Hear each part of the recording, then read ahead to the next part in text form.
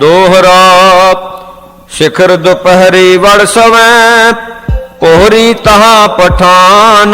ਸਿਖਰ ਦੁਪਹਿਰੇ ਸਾਧ ਸੰਗਤ ਜੀ ਪਠਾਨ ਪੌਰੇ ਸੁੱਤੇ ਪਏ ਹੈ। ਉਹ ਸਿੰਘ ਦੱਸ ਰਿਹਾ ਹੈ, ओए गम नह करे खुदाए को सो निकसै सांझ पछान। ਉਹ ਸਿੰਘ ਕਹਿੰਦਾ ਖਾਲਸਾ ਜੀ ਪਠਾਨ ਦਾ ਰੱਬ ਤੋਂ ਨਹੀਂ ਡਰਦੇ, ਉਹਦਾ ਖੁਦਾ ਦਾ ਗਮ ਨਹੀਂ ਖਾਂਦੇ, ਭਾਵ ਘਬਰਾਉਂਦੇ ਨਹੀਂ।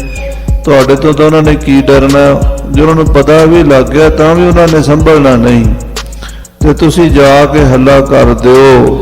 ਚੌਪਈ ਰੋਜਨ ਕੇ ਦਿਨ ਉਨਕੇ ਆਹੀ। ਨਾਲੇ ਉਹਨਾਂ ਦੇ ਰੋਜ਼ਿਆਂ ਦੇ ਦਿਨ ਚੱਲ ਰਹੇ ਨੇ, ਰੋਜ਼ੇ ਰੱਖੇ ਹੋਏ ਉਹਨਾਂ ਨੇ।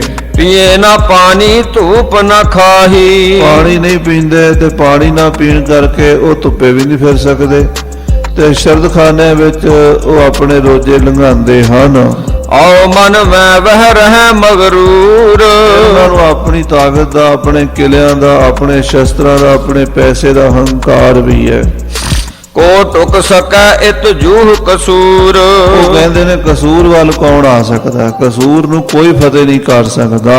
ਸੁਨਤ ਸਿੰਘਨ ਤਬ ਯੋ ਕਹਿ ਲਈ। ਤਾਂ ਖਾਲਸੇ ਨੇ, ਸਿੰਘਾਂ ਨੇ ਏਦਾਂ ਵਿਚਾਰ ਕੀਤੀ ਉਹ ਸਿੰਘ ਤੋਂ ਸੁਣ ਕੇ, ਗੁਰੂ ਗ੍ਰੰਥ ਅਬ ਵਿਧੀ ਬਣਾਈ। ਕਿ ਸ੍ਰੀ ਗੁਰੂ ਗ੍ਰੰਥ ਸਾਹਿਬ ਜੀ ਮਹਾਰਾਜ ਨੇ ਕਿਰਪਾ ਕਰ ਦਿੱਤੀ ਹੈ। ਜੋ ਹੁਕਮਨਾਮੇ ਦੇ ਵਿੱਚ ਸਾਨੂੰ ਦੱਸਿਆ ਸੀ ਉਹਦੇ ਮੁਤਾਬਕ ਹੀ ਕੰਮ ਬਣ ਗਿਆ ਹੈ। ਰੱਖ ਰੋਜੇ ਵਹਿ ਨਿਰਬਲ ਭਏ। ਉਹ ਤਾਂ ਰੋਜ਼ੇ ਰੱਖ ਕੇ ਮਰੇ ਪਏ ਹਨ। ਜਿਹਨੇ 30 ਦਿਨ ਰੋਟੀ ਨਹੀਂ ਖਾਣੀ ਮਰਨਾ ਹੀ ਹੈ, ਕਮਜ਼ੋਰ ਹੀ ਹੋਣਾ, ਤਾਂ ਕਮਜ਼ੋਰ ਹੋਏ ਪਏ ਹਨ। ਮਰਨੇ ਦਿਨ ਉਨ ਆਪੇ ਕਏ। ਉਹਨਾਂ ਨੇ ਮਰਨ ਦੇ ਦਿਨ ਆਪ ਹੀ ਸਹੇੜੇ ਹੋਏ ਹਨ। ਸਿਖਰ ਦੁਪਹਿਰੇ ਤਹ ਚੱਲ ਵੜੋ। ਸਿਖਰ ਦੁਪਹਿਰੇ ਆਪਾਂ ਚੱਲ ਵੜੀਏ ਕਸੂਰ ਦੇ ਵਿੱਚ। ਚੁੱਪ ਕਰ ਤੁਰੋ ਨਾ ਖੜਕੋ ਕਰੋ।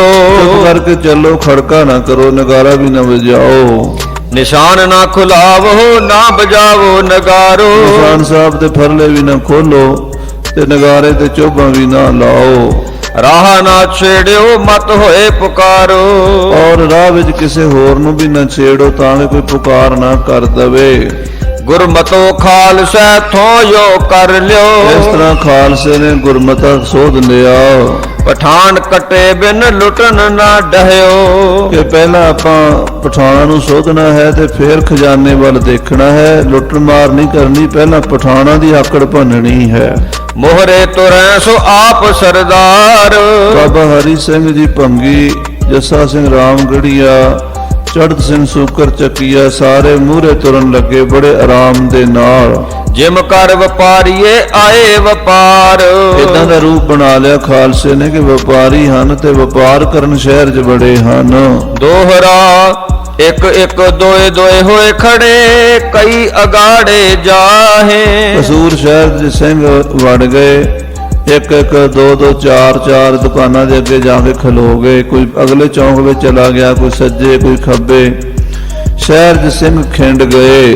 ਕਈ ਉਤਰੈ ਕਈ ਹਟ ਬਹੈ ਸੌਦੇ ਉਨ੍ਹੈ ਪੁਛਾਹੇ। ਦੁਕਾਨਾਂ 'ਚ ਵੜ ਕੇ ਸੌਦੇ ਪੁੱਛਣ ਲੱਗ ਪਏ। ਕੋਈ ਕੱਪੜੇ ਦਾ ਮੁੱਲ ਪੁੱਛਣ ਲੱਗ ਪਿਆ, ਕੋਈ ਕਰਿਆਨੇ ਦਾ, ਕੋਈ ਦਾਲਾਂ ਸਬਜ਼ੀਆਂ ਦਾ।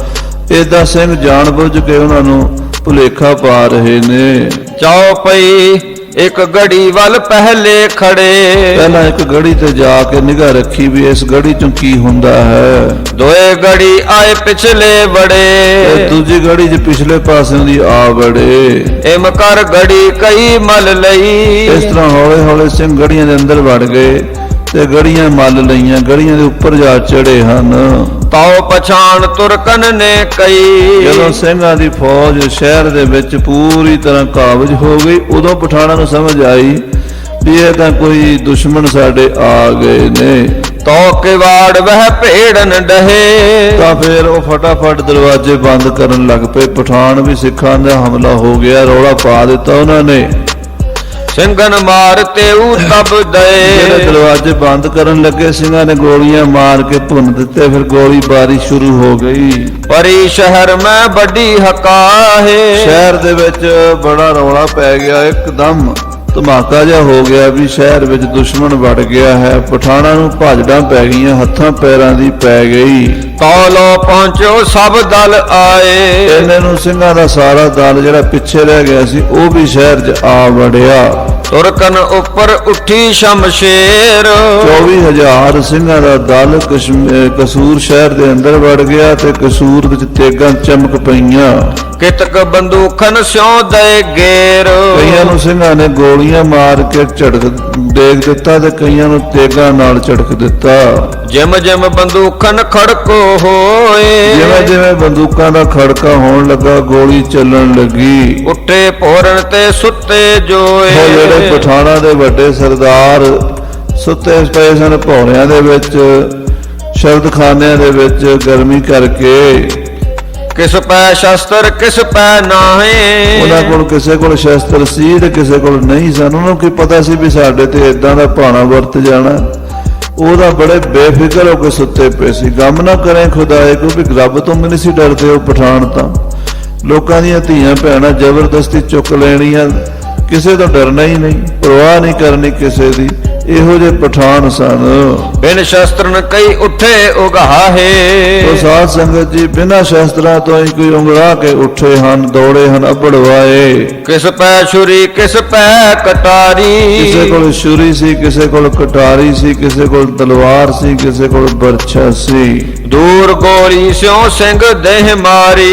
ਸਿੰਘਾਂ ਨੇ ਦੂਰੋਂ ਹੀ ਗੋਲੀਆਂ ਨਾਲ ਭੁੰਨ ਸੁੱਟੇ ਉਹ ਪਠਾਣਾ ਦੇ ਅਫਸਰ ਵੀ। ਦੋਹਰਾ ਜਿਨ ਪੈ ਸ਼ਸਤਰ ਨਹਿ ਹੁਤੇ ਤੇ ਮੁੜ ਭੋਰੇ ਪਾਹੇ। ਜਿਹੜੇ ਸ਼ਸਤਰਾਂ ਤੋਂ ਬਿਨਾਂ ਖਾਲੀ ਸਨ ਉਹ ਬਾਹਰ ਨਿਕਲੇ। ਸਿੰਘਾਂ ਨੂੰ ਦੇਖ ਕੇ ਡਰ ਕੇ ਫੇਰ ਭੌਰਿਆਂ 'ਚ ਵੜ ਗਏ, ਕਿਉਂਕਿ ਉਹਨਾਂ ਦਾ ਹੌਸਲਾ ਹੀ ਨਹੀਂ ਪਿਆ ਬਾਹਰ ਨਿਕਲ ਕੇ ਲੜੀਏ। ਬਿਨਾਂ ਸ਼ਸਤਰਾਂ ਦੇ ਕਾਹਦੇ ਨਾਲ ਲੜਨਾ ਸੀਗਾ। ਭੱਜ ਕੇ ਭੌਰਿਆਂ 'ਚ ਵੜਦੇ ਹਨ। ਜਿਨ ਕੈ ਤੀਰ ਬੰਦੂਕ ਥੀ ਤੇ ਆਏ ਜੁੱਧ ਮਚਾਹੇ। ਜਿਨ੍ਹਾਂ ਕੋਲ ਬੰਦੂਕਾਂ ਸਨ ਜਾਂ ਤੀਰ ਕਮਾਨ ਸਨ ਉਹ ਭੌਰਿਆਂ ਵਿੱਚੋਂ ਨਿਕਲੇ ਤੇ ਉਹਨਾਂ ਨੇ ਸਿੰਘਾਂ ਨਾਲ ਯੁੱਧ ਮਚਾ ਦਿੱਤਾ। ਚੌਪਈ ਬੰਦੂਕਨ ਕੇ ਸਿੰਘ ਵੱਡੇ ਖਿਡਾਰੀ। ਬੰਦੂਕਾਂ ਦੇ ਸਿੰਘ ਵੱਡੇ ਖਿਡਾਰੀ ਸਨ। ਬੰਦੂਕ ਦੇ ਵਿੱਚ ਤਾਂ ਸਿੰਘਾਂ ਦੀ ਧਮਕ ਅਬਦਾਲੀ ਵੀ ਮੰਨਦਾ ਸੀ, ਔਰ ਦਿੱਲੀ ਤਖਤ ਵਿੱਚ ਵੀ ਖਾਲਸੇ ਦਾ ਨਿਸ਼ਾਨਾ ਸਭ ਤੋਂ ਨਿਆਰਾ ਸੀ। ਸੋ ਸਿੰਘ ਬੰਦੂਕ ਦੇ ਵੱਡੇ ਖਿਡਾਰੀ ਸਨ। ਤੀਰੰਦਾਜ਼ ਕੋ ਵਹਿਲੇ ਮਾਰੀ। ਜਿਹੜੇ ਪਠਾਨ ਤੀਰ ਕਮਾਨਾਂ ਫੜ ਕੇ ਬਾਹਰ ਆਏ, ਸਿੰਘਾਂ ਨੇ ਗੋਲੀਆਂ ਮਾਰ ਕੇ ਭੁੰਨ ਦਿੱਤੇ। ਪਠਾਨ ਬੰਦੂਕ ਕਰਤ ਸ਼ਿਸ਼ਤੋ ਰਹਿ। ਉਹਦੇ ਬੰਦੂਕ ਦਾ ਨਿਸ਼ਾਨਾ ਹੀ ਲਾਉਂਦੇ ਰਹਿੰਦੇ ਸੀ। ਪਠਾਨ ਦੇ ਸਿੰਘ ਗੋਲੀ ਮਾਰ ਕੇ ਦੂਜੀ ਵਾਰੀ ਭਰ ਲੈਂਦੇ ਸਨ। ਤਾਉ ਹੀ ਸਿੰਘ ਉਸ ਮਾਰ ਗਿਰਹਿ। ਉਹ ਜੇ ਬੰਦੂਕ ਸਿੱਧੀ ਕਰਕੇ ਮੜਿਆ ਅੱਖ ਮਿਲਾ ਮੀਚ ਕੇ ਨਿਸ਼ਾਨਾ ਲਾਉਂਦੇ ਸੀਗੇ ਤੇ ਇਹਨੇ ਨੂੰ ਸਿੰਘਾਂ ਦੀ ਗੋਲੀ ਉਹਨਾਂ ਦਾ ਕੰਮ ਕਰ ਦਿੰਦੀ ਸੀ। ਜੋ ਪਠਾਨ ਫੜ ਆਏ ਤਲਵਾਰ। ਜਿਹੜੇ ਪਠਾਨ ਤਲਵਾਰਾਂ ਲੈ ਕੇ ਸਿੰਘਾਂ ਨਾਲ ਲੜਨ ਆਏ, ਲੈ ਨੇ ਜਨ ਸਿਓ ਉਸ ਕੋ ਮਾਰ। ਸਿੰਘਾਂ ਨੇ ਨੇਜਿਆਂ ਦੇ ਨਾਲ ਬਰਛਿਆਂ ਦੇ ਨਾਲ ਮਾਰ ਲਏ। ਇੱਕ ਥਾਂ ਮਾਰ ਸਿੰਘ ਦੋਏ ਥਾਂ ਅੜੈ। ਸਿੰਘ ਇੱਕ ਥਾਂ ਮਾਰ ਕੇ ਫਿਰ ਦੂਜੀ ਥਾਂ ਜਾ ਗੱਜਦੇ ਸਨ। ਦੋਏ ਛਡਾਏ ਤੀਏ ਥਾਂ ਵੜੈ। ਤੇ ਦੂਸਰੀ ਜਗ੍ਹਾ ਛੁਡਾ ਕੇ ਤੀਜੀ ਥਾਂ ਤੇ ਕਬਜ਼ਾ ਕਰਨੇ। 12 ਗੜੀਆਂ ਕਸੂਰ ਦੀਆਂ ਸਿੱਖਾਂ ਨੇ ਹੌਲੇ ਹੌਲੇ ਕਬਜ਼ੇ 'ਚ ਕਰ ਲਈਆਂ। ਤਬ ਹਟ ਸਿੰਘਨ ਫੜੀ ਤਲਵਾਰ। ਸਿੰਘਾਂ ਨੇ ਤੇਗਾਂ ਧੂ ਲਈਆਂ ਮਿਆਨ ਵਿੱਚੋਂ ਤੇ ਵੱਢਣ ਡੈ ਪਏ ਪਠਾਣਾਂ ਨੂੰ। ਕਰੀ ਕਤਲ ਉਹਾ ਪਠਾਨ ਵਿਚਾਰ। ਪਠਾਣਾਂ ਦੇ ਉੱਤੇ ਸਿੱਖਾਂ ਦੀ ਤੇਗ ਚੱਲੀ ਕਸੂਰ ਸ਼ਹਿਰ ਦੇ ਵਿੱਚ। ਕਿਛ ਨੱਠੇ ਕਿਛ ਲਏ ਸੋ ਮਾਰੇ। ਕੁਝ ਪਠਾਨ ਨੱਠ ਗਏ ਤੇ ਕੁਝ ਮਾਰੇ ਗਏ। ਇਮ ਸਤਗੁਰ ਕੰਮ ਸਿੰਘਨ ਸਵਾਰੇ। ਇਸ ਤਰ੍ਹਾਂ ਖਾਲਸੇ ਦਾ ਕੰਮ ਸੌਖਾ ਹੀ ਗੁਰੂ ਸਾਹਿਬ ਜੀ ਨੇ ਸਵਾਰ ਦਿੱਤਾ। ਜੋ ਹੁਕਮਨਾਮਾ ਆਇਆ ਸੀ ਪੰਜੇ ਬੱਧੇ ਬਾਂਹ ਬਲੀ ਕਰ ਸੱਚਾ ਢੋਆ, ਉਹ ਬਚਨ ਮਹਾਰਾਜ ਦਾ ਪੂਰਾ ਹੋ ਗਿਆ। ਖਾਲਸੇ ਨੂੰ ਫਤਿਹ ਹੱਥ ਆਈ। ਦੋਹਰਾ ਪਠਾਨ ਮਾਰ ਜਬ ਸਭ ਲਏ ਕਰੀ ਖਾਲਸਾ ਛੂਟ। ਜਦੋਂ ਪਠਾਨ ਸਾਹਿਬ ਮਾਰ ਲਏ ਤੇ ਖਾਲਸੇ ਨੇ ਛੂਟ ਵੱਟ ਦਿੱਤੀ ਸ਼ਹਿਰ ਦੇ ਵਿੱਚ।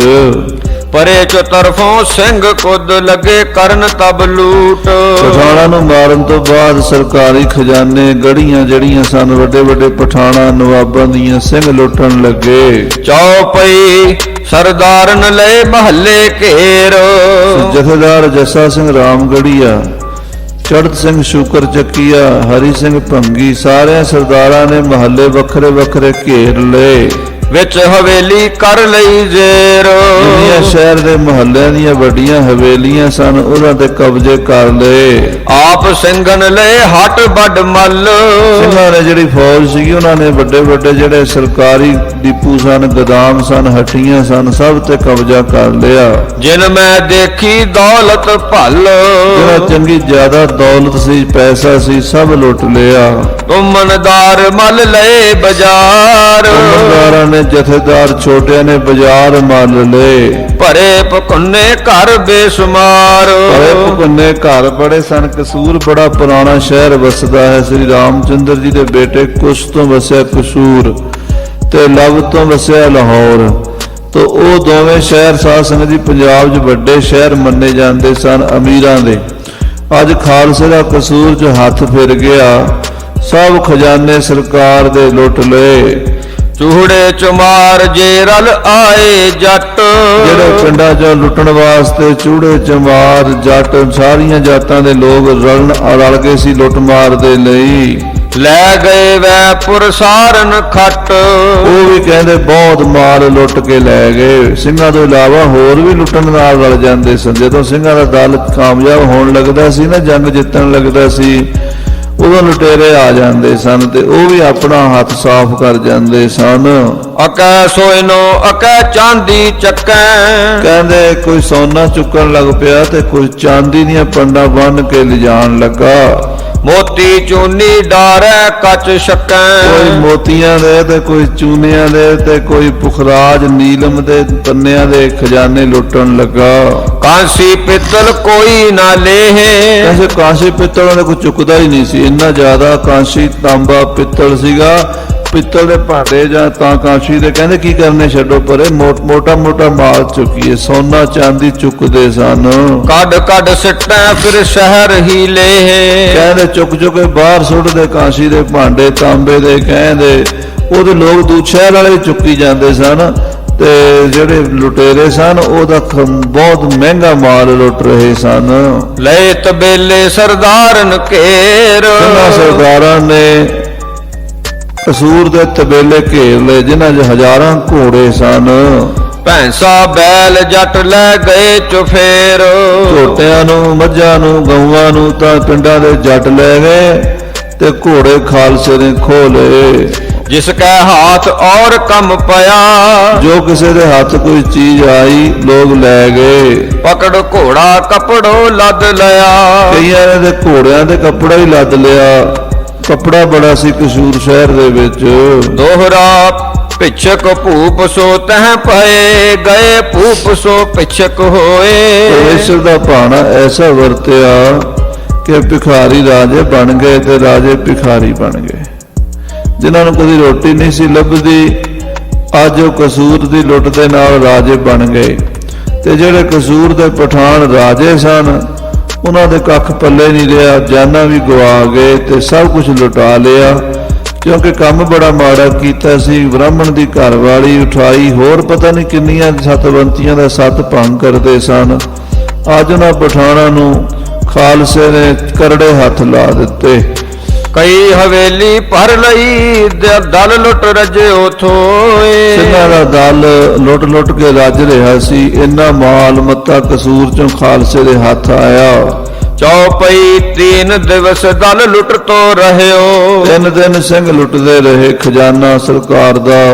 ਚੌਥੇ ਦਿਨ ਆਏ ਮੁਲਕ ਬਹੁ ਪਾਇਓ। ਚੌਥੇ ਦਿਨ ਪਿੰਡਾਂ ਵਾਲੇ ਹੋਰ ਲੁਟੇਰੇ ਆ ਗਏ। ਮੁਲਕ ਆ ਗਿਆ ਸਾਰਾ ਹੀ ਲੁੱਟਣ ਲਈ। ਓਏ ਭੀ ਲੁੱਟ ਲੁੱਟ ਭਏ ਨਿਹਾਲ। ਉਹ ਪਿੰਡਾਂ ਵਾਲੇ ਵੀ ਸਰਕਾਰ ਦੇ ਖਜ਼ਾਨੇ ਤੇ ਹੋਰ ਹਵੇਲੀਆਂ ਲੁੱਟਣ ਲੱਗੇ ਤੇ ਉਹ ਵੀ ਨਿਹਾਲ ਹੋ ਗਏ। ਫੇਰ ਵੀ ਕਸੂਰ ਚੋਂ ਮਾਲ ਮੁੱਕਦਾ ਨਹੀਂ ਸੀ। ਲੈ ਗਏ ਕੱਪੜ ਬਹੁ ਭਾਂਤ ਸੰਭਾਲ।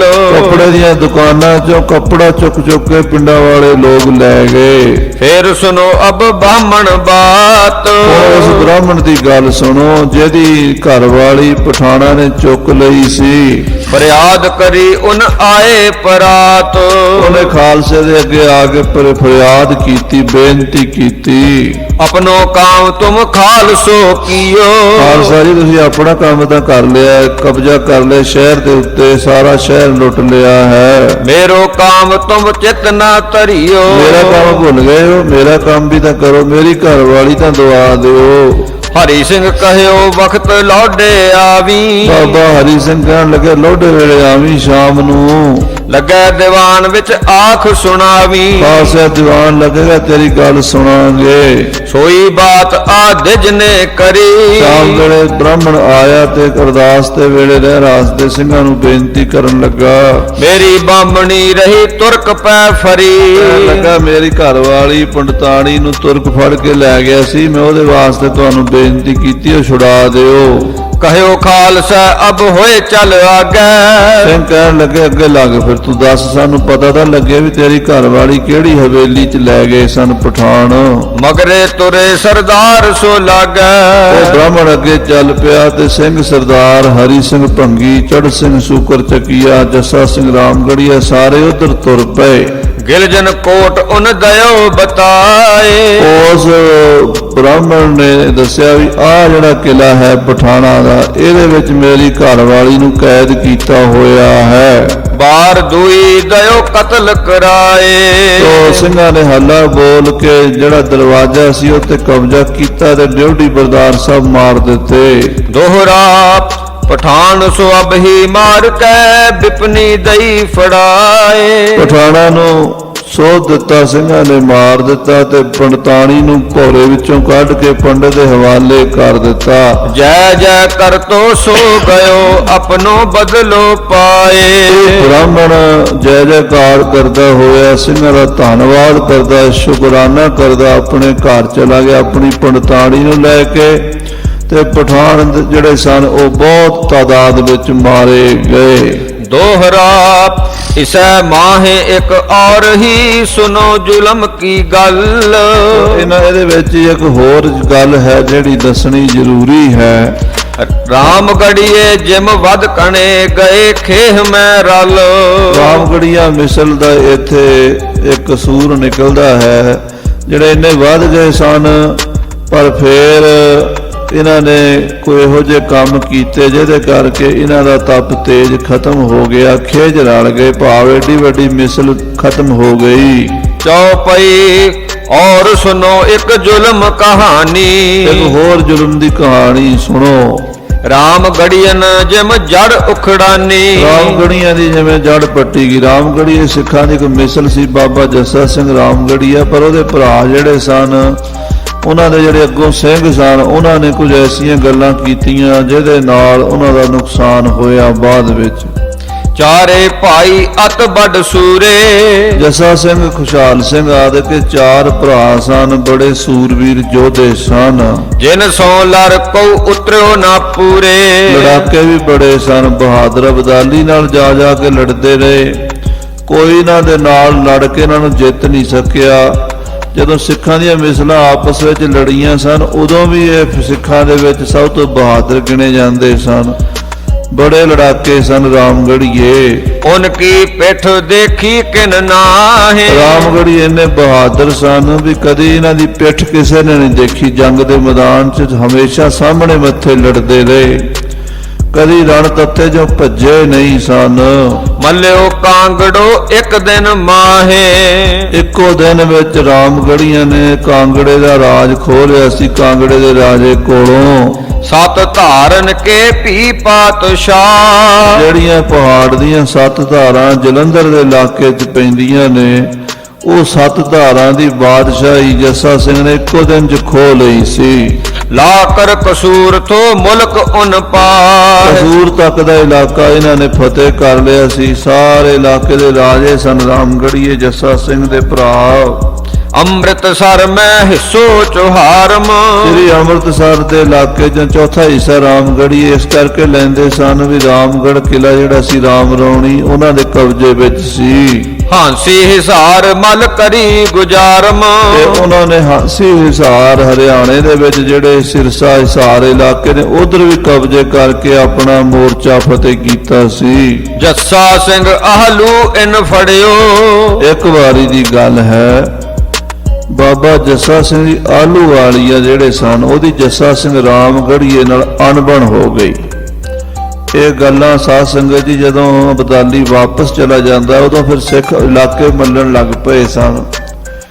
ਤੇ ਸਿੰਘਾਂ ਦੇ ਵਿੱਚ ਉਦੋਂ ਰਾਮਗੜੀਆਂ ਦੀ ਤੇ ਚੜ੍ਹਤ ਸਿੰਘ ਸ਼ੂਕਰ ਚੱਕੀਏ, ਜੱਸਾ ਸਿੰਘ ਆਹਲੂਵਾਲੀਏ, ਇਹਨਾਂ ਸਾਰਿਆਂ ਦੀ ਆਪਸ ਵਿੱਚ ਵੀ ਤਲਵਾਰ ਖੜਕੀ ਹੈ ਉਹ ਇਲਾਕੇ ਮੱਲਣ ਲਈ।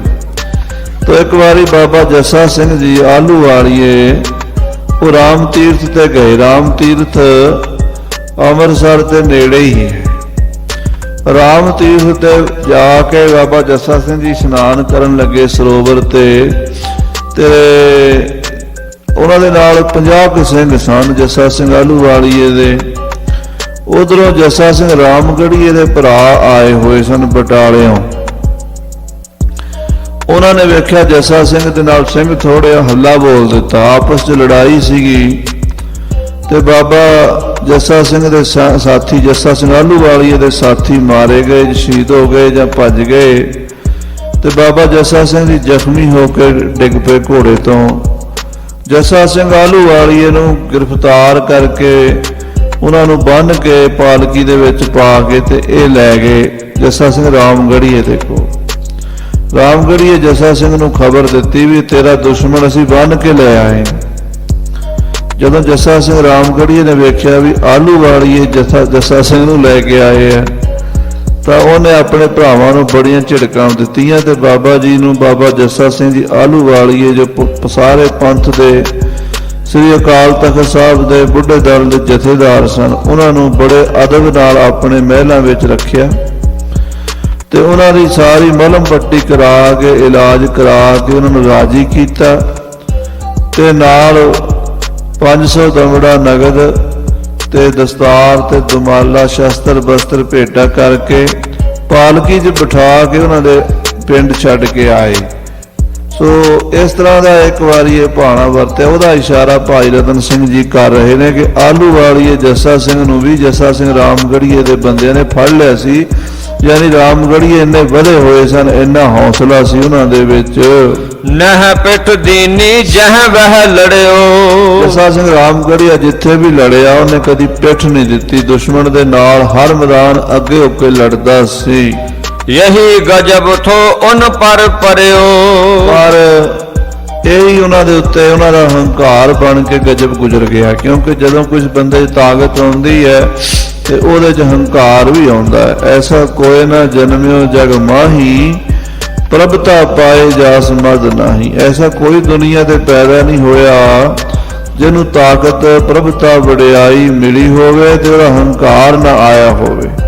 ਜਿਹੜੇ ਬੰਦੇ ਕੋਲ ਵੀ ਥੋੜੀ ਤਾਕਤ ਆਉਂਦੀ ਹੈ, ਸੱਤਾ ਆਉਂਦੀ ਹੈ, ਉਹਦੇ ਕੋਲ ਉਹਦਾ ਹੰਕਾਰ ਵੀ ਉਹਦੇ ਨਾਲ ਹੀ ਆ ਜਾਂਦਾ ਹੈ। ਤੋ ਜੱਸਾ ਸਿੰਘ ਰਾਮਗੜੀਏ ਦੇ ਸਾਥੀਆਂ ਵਿੱਚ ਇਹ ਹੰਕਾਰ ਸੀਗਾ ਕਿ ਅਸੀਂ ਬੜੇ ਬਹਾਦਰ, ਬੜੇ ਲੜਾਕੇ ਹਾਂ। ਕਸੂਰ ਦੇ ਜੰਗ ਵਿੱਚ ਵੀ ਕੁਝ ਇਹੋ ਜਿਹਾ ਹੀ ਹੋਇਆ ਕਿ ਜੱਸਾ ਸਿੰਘ ਰਾਮਗੜੀਏ ਦੇ ਭਰਾਵਾਂ ਨੇ ਬਾਕੀ ਸਿੰਘਾਂ ਸਰਦਾਰਾਂ ਦੀ ਪਰਵਾਹ ਨਹੀਂ ਕੀਤੀ। ਉਨਕੋ ਪੁਰਸ਼ ਨਾ ਢੂੰਡਤ ਲੱਭਿਓ।